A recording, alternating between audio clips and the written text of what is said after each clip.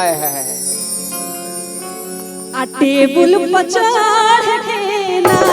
हमर बहना पिया चुमा लेवे बढ़ के टेबुल पर चढ़ के ना सैया लइका नियन सूत जाले कोरा में या के अजोरा में सैया लइका नियन सूत जाले कोरा में या के अजोरा में ना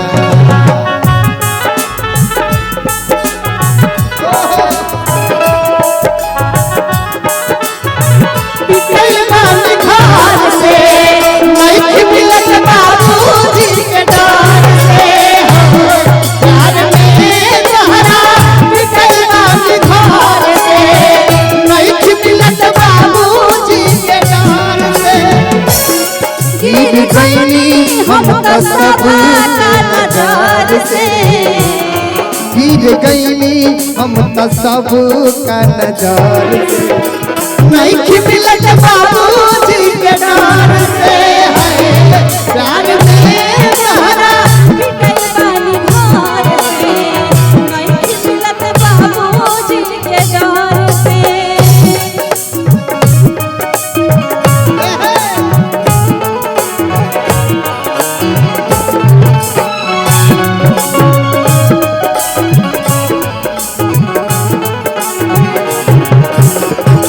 और कहा दलिल कैसे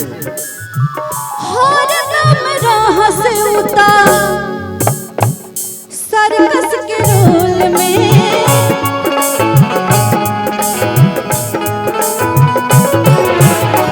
कब कब घुस जाले तकिया के खोल में कब कब घुस जाले तकिया के खोल में हर दम रहस उता सर्कस के रोल में कब कब घुस जाले तकिया के खोल में कब कब घुस जाले तकिया के खोल में लेकिन सुरुचि जी कहे के बाद पियावा से नीक बात कियावा हो कबहू बेमार ना होला पियावा से नीक बात कियावा हो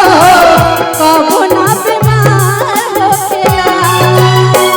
रात भर करी तैयारिया हो रात भर करी तैयारिया हो कबहू तैयार ना होला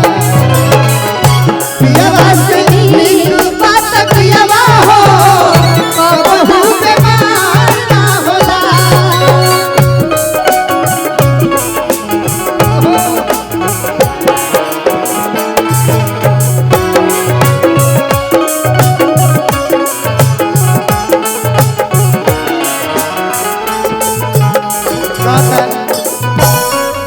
तेजिया पे आवे ले तो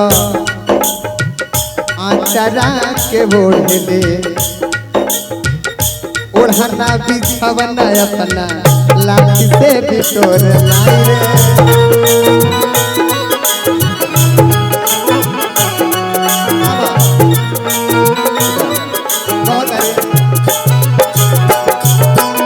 तेजिया पे आवे ले तो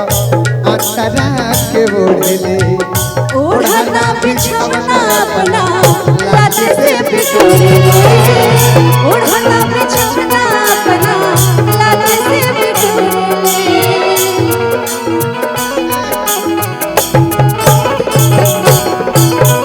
कि कतनो दुधवा ए राजा जी बलबुआ कि कतनो दूधवा पियाई भर कटोरा में कि कतनो दूधवा पियाई भर कटोरा में पिया के अंजोरा में सैया लइका नियन सूत जाले कोरा में पिया के अंजोरा में सैया लइका नियन सूत जाले कोरा में पिया के अंजोरा